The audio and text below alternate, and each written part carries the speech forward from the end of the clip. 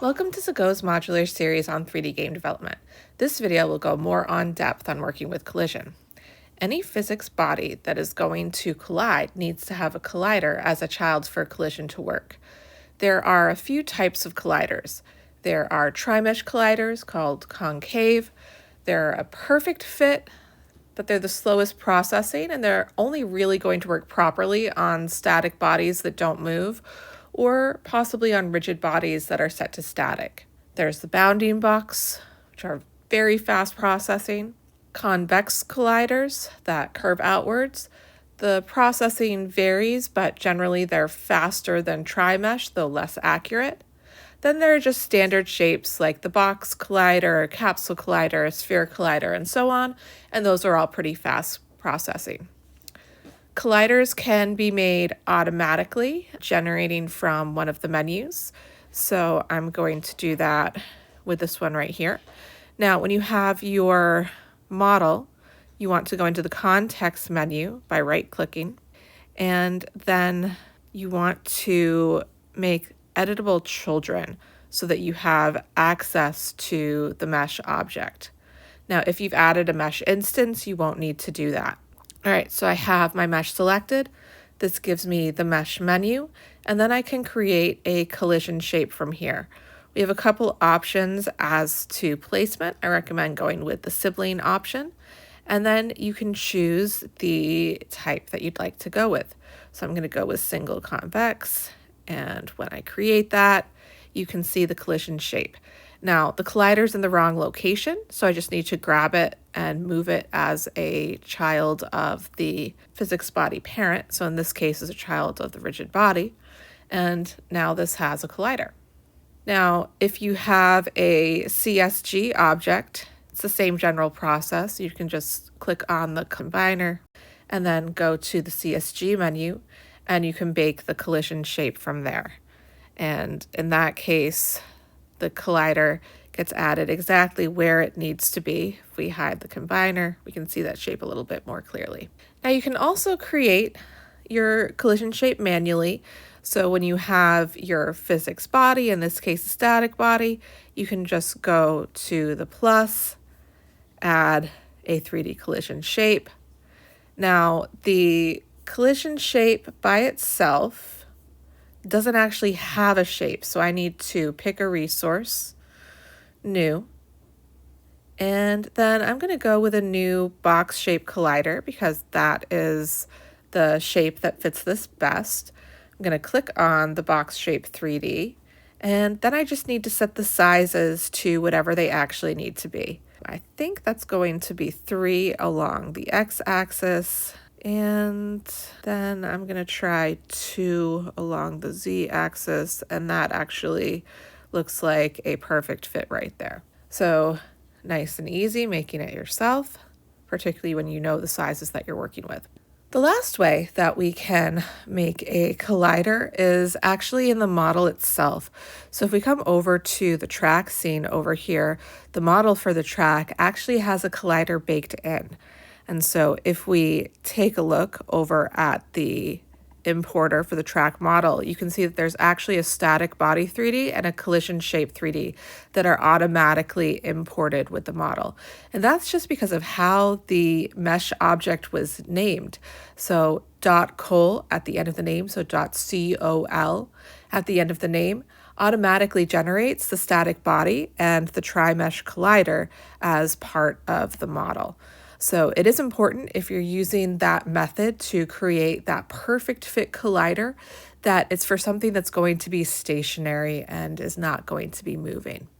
The other thing when you're trying to decide what type of collision type is that you don't actually need to fit the model perfectly in a lot of cases.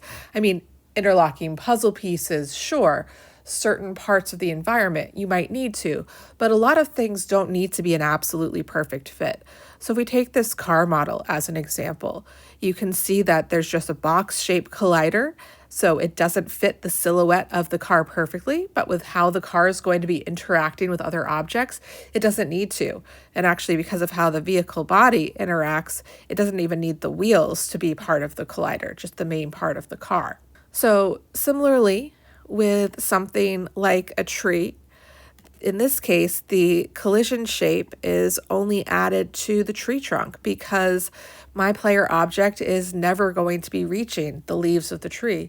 So only add colliders where things are actually going to be colliding and where there can be collisions. All right, next up I want to show you this scene where I have different colliders set up for 3 of the rocks. So it's just the same rock model, but each one has a different collider, just so you can see the differences in behavior. So the rock in the back actually has 2 colliders.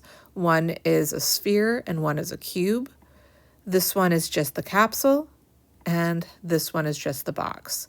So if we take a look inside of this first scene, we can see both actually let's hide the mesh there.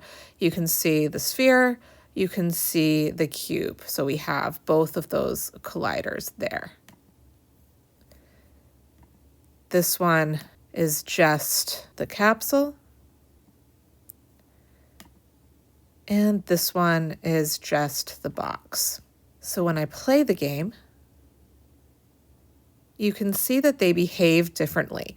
The one that's just the box, it just lands, doesn't move at all, doesn't react to the shape. The one that was the circle and the box rolls a little bit, but it stops. The one that is the circle rolls a lot longer than this rock should actually move.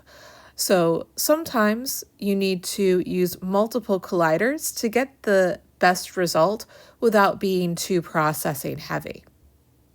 All right, next up we're going to be going over collision layers. So for the collision layers, there are 2 places we can set them up.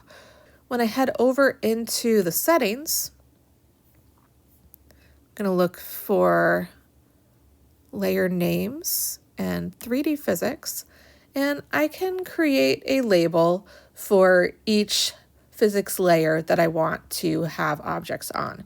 So I probably will have a layer specifically for any players. I'll have a layer for any enemies. I'll have a layer for the world as a whole. Maybe I'll have a layer for some collectibles. There are all sorts of things that you might separate out onto their own layers so that you can control what exactly is interacting with what. So now that those layers are set up, if I have my physics body active, in this case my character body 3D, I can head down to the collision object settings, and then under collision, I have access to the layers. Now my player is on layer 1, and it needs to be interacting with, it needs to be able to collide with anything on all of my different layers. So I'm going to have the mask enabled for all of those. The mask is just controlling what can collide with this particular object. So I'm going to say that everything can collide with layer 1. Now, for my enemy, I might want to have some things collide with it, but not everything. So my enemy is on layer 2, and it's going to be able to interact with the player.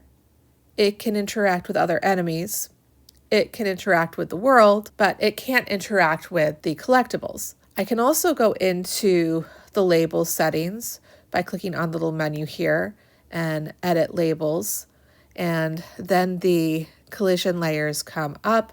So if I need to double check what layer something was on, super easy to get back over into those settings. Now we do have some additional collision settings that are accessed through the collision shape itself. And so depending on the collision shape, you might have slightly different options here, but generally you have the size options at the top.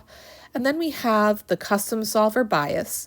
And this just controls how much objects react to each other in order to stay separated, so stopping things from going into each other. The margin adds a little space around the collider. Higher numbers will have better performance, while lower numbers will have more accurate shapes. Now, depending on the type of physics interactions you are going for, you may still need to do some scripting to achieve your goal, but you can do a lot with just the collision shape 3D.